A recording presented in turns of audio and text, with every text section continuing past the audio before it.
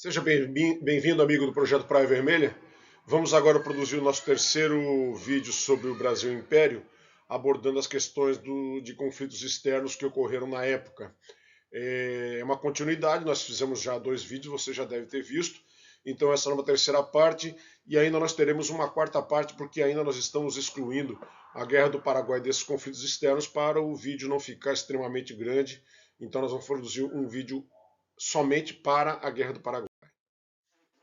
Bom, durante o Brasil Império, os conflitos externos que ocorreram basicamente foram relacionados à questão da Cisplatina. Eu coloquei esse mapa aí para vocês terem uma ideia da importância da região da Bacia Platina.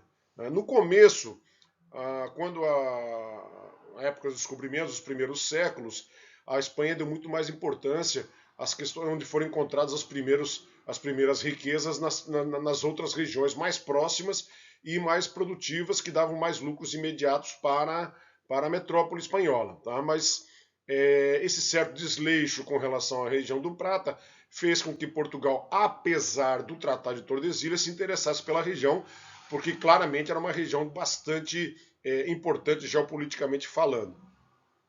Então, no começo, houve essa espécie de intervenção portuguesa numa área que não lhe pertencia, atendendo os interesses da coroa portuguesa. E isso permaneceu, e isso gerou um atrito já histórico com as duas metrópoles. Tá? Então, sempre teve, nós vimos vários tratados aí que Portugal fez com a Espanha, após o Tratado de Tordesilhas, todos eles envolveram essas questões aí, sempre foram objeto de atrito. Em particular, porque o acesso à saída à Bacia do Prata permitia, na época, o acesso à região do Mato Grosso, que passou a pertencer ao Brasil, porque as ligações por terra eram muito difíceis. Para você se ligar na capital, Rio de Janeiro, até a região do Mato Grosso, a distância por terra era muito grande, não havia estradas, não havia. Então havia necessidade de se fazer essa transposição pelo Rio da Prata e passar por dentro de terras espanholas. Então era muito importante essa região para Portugal, tá? durante todo o tempo. Antes e após a independência também, havia o Porto de Buenos Aires, nós podemos ver na imagem a importância e a relevância do Porto de Buenos Aires, que controlava todo o transporte que passava pela foz do Rio da Prata. Então os barcos navios tinham sim navegação por ali, chegavam sim no Mato Grosso, mas sempre dependendo ali de reabastecimento, de compra, de autorização, de tarifas do Porto de Buenos Aires. E o Paraguai, mais razão ainda, nós vamos ver depois, evidentemente, uma dependência total do Porto de Buenos Aires para escoar a sua produção. Então, Buenos Aires monopolizava esse comércio de exportação de toda a região. Tá? E sempre houve, então, um interesse muito grande das províncias unidas do Rio da Prata, que hoje se chamam Argentina, houve um interesse muito grande em reconstruir de novo o vice-reinado do Rio da Prata, agregando o Paraguai e o Uruguai como uma nação única e muito forte. Evidentemente, o Brasil não tinha interesse nenhum nessa união, né, porque teria ali um adversário à altura que iria enfrentar os interesses do Império. E também a Inglaterra, diga-se de passagem, não tinha nenhuma intenção de que houvesse essa união, porque o livre comércio pelo Rio da Prata interessava os comerciantes ingleses. Então esse é um mapa geopolítico mais ou menos da hora. Brasil com seus interesses, Inglaterra com seus interesses, Argentina com seus interesses, Uruguai no meio desse tampão e o Paraguai lá no canto também com seus interesses, todos eles se contrariando um ao outro, e não tinha como isso ficar em paz, só se resolveu através de conflitos. Aí a conquista da região platina foi um objetivo de Portugal desde o período colonial. Tá? Então, um tratado que se reveste de importância para a região foi o Tratado de Badajoz, em 1801. Tá? Então, aquela região de Sete Povos das Missões, que estava sob a posse da Espanha, basicamente hoje onde é grande parte do Rio Grande do Sul, a região das Missões, a gente conhece, né? Mas também envolve uma pequena parte de Santa Catarina, foi cedida a Portugal, e em troca Portugal cedia a colônia de Sacramento. Cara, geograficamente falando, parece uma coisa muito óbvia, né? Aquela colônia de Sacramento, encravada ali no meio do Uruguai, todo o domínio espanhol nos seus arredores e Portugal com essa área, geograficamente falando, não fazia sentido nenhum, uma hora isso necessariamente iria acontecer, então me pareceu um tratado bastante interessante. No entanto, não agradava a corte portuguesa, porque por causa daquela questão que nós comentamos antes, né? Então, Portugal, em 1812, rebeldes comandados por Artigas conquistaram a região de Montevidéu.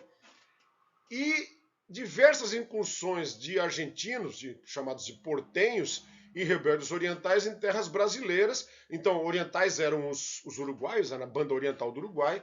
Houveram diversas incursões em território brasileiro e o governo interviu militarmente e logo após a elevação do Brasil a Reino Unido, Portugal e Algarves. Lembro que nessa época, sim, a família imperial se encontrava no Brasil e o Brasil era inclusive sede de todo o Reino Unido. Então ele trouxe de Portugal, Dom João trouxe de Portugal cerca de 5 mil homens, ocupou Montevidéu, tá? E depois ocupou o governo e anexou a banda oriental do Uruguai ao Reino Unido e chamado de província Cisplatina. Nós conhecemos essa história.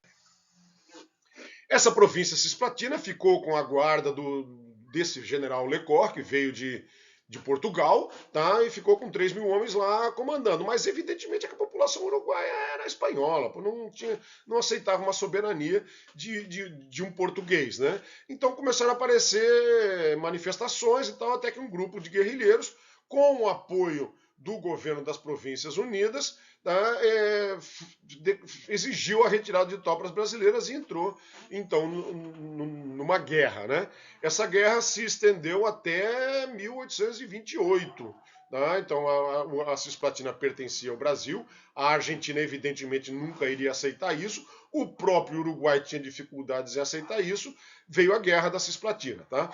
Então, Brasil e as Províncias Unidas, depois do Acordo de Paz, desistiram da anexação do Uruguai, atendendo os interesses, em especial da Inglaterra, né, que a divisão ali propiciava uma livre navegabilidade. Tá? Então a Inglaterra, inclusive, serviu de mediadora do conflito, tá? E teve seus interesses atendidos.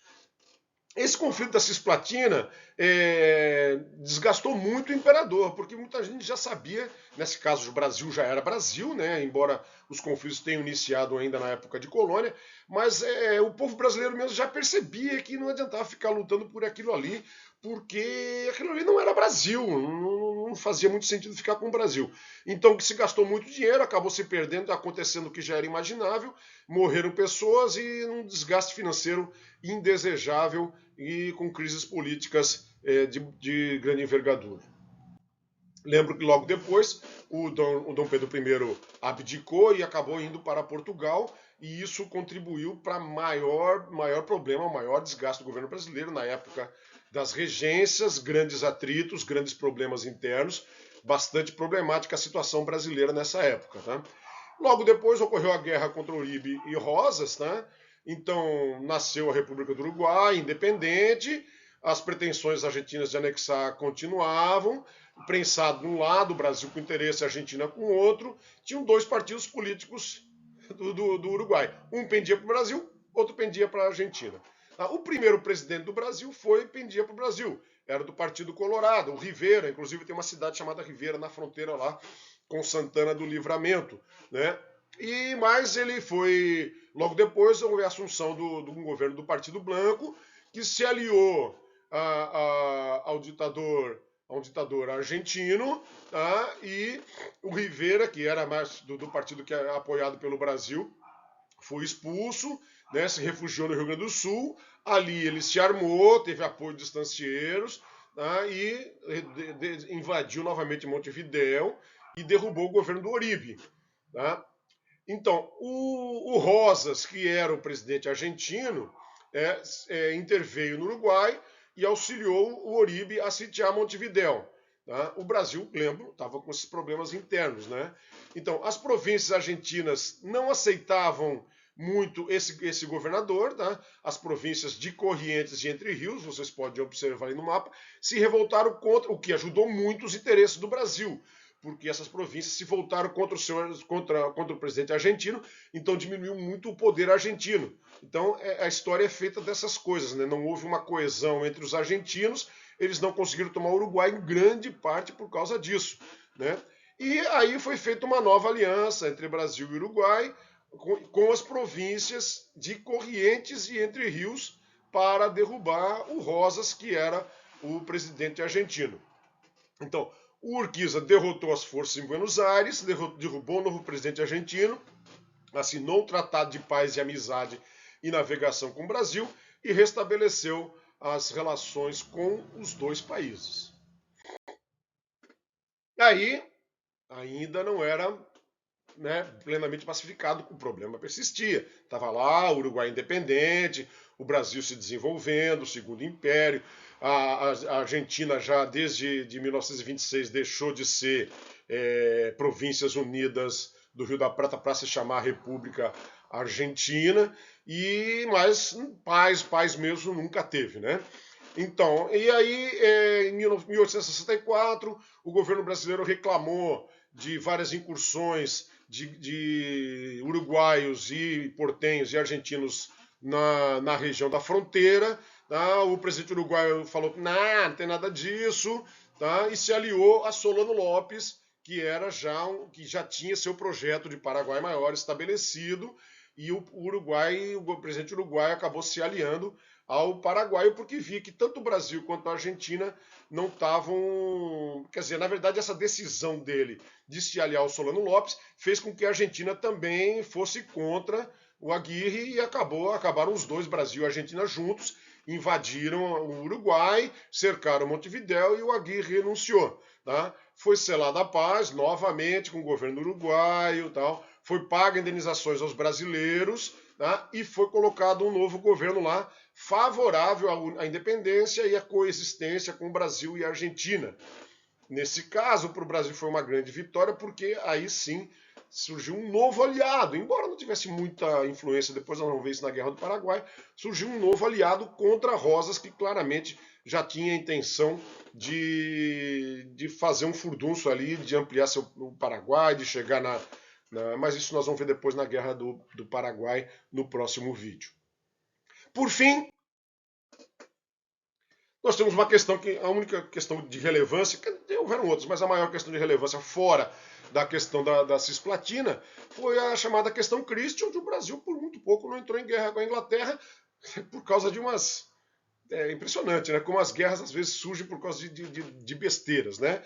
Então uma fragata inglesa naufragou, estava indo para a Argentina, naufragou no Rio Grande do Sul, tá? Seus produtos foram saqueados, evidentemente a fragata deve ter caído tudo pelo litoral, a população foi lá e saqueou, se adonou. Né? Alguns ingleses, inclusive, morreram nesse naufrágio, tá? E o governo inglês exigiu que fosse paga uma indenização, tá? À Inglaterra pela carga. Tá? O embaixador era o tal de Christie lá, tinha um nome completo dele, acho que não interessa muito, mas é o Christie, por isso que o nome chamou questão Christie.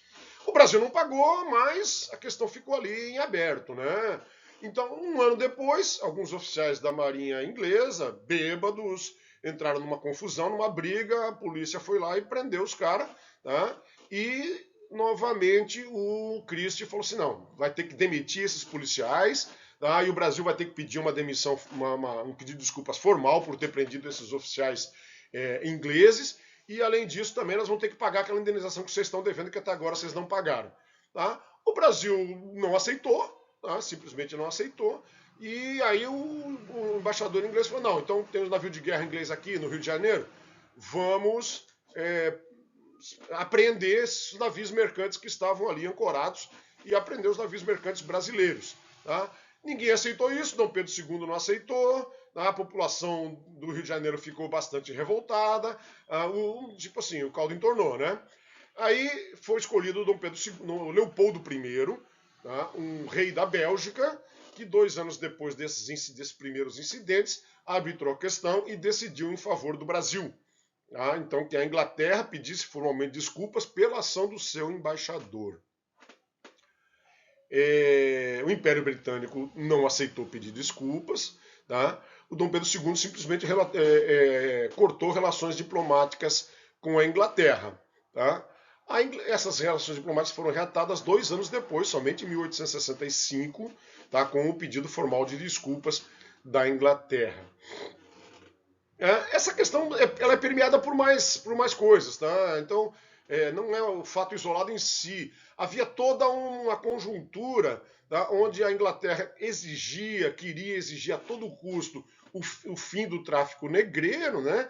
O Brasil, inclusive, tinha feito várias leis limitando o tráfico e proibindo, Lei Eusébio de Queiroz e tal. E o Brasil fazia as leis e não cumpria. A elite agrária brasileira, a elite política brasileira, não tinha nenhum interesse em cumprir essas leis. Eram as tais leis para inglês ver. E a Inglaterra estava bastante nervosa com isso, porque isso atrapalhava muito o livre comércio, que era o interesse da Inglaterra. Dizer que era uma questão humanitária, de que era.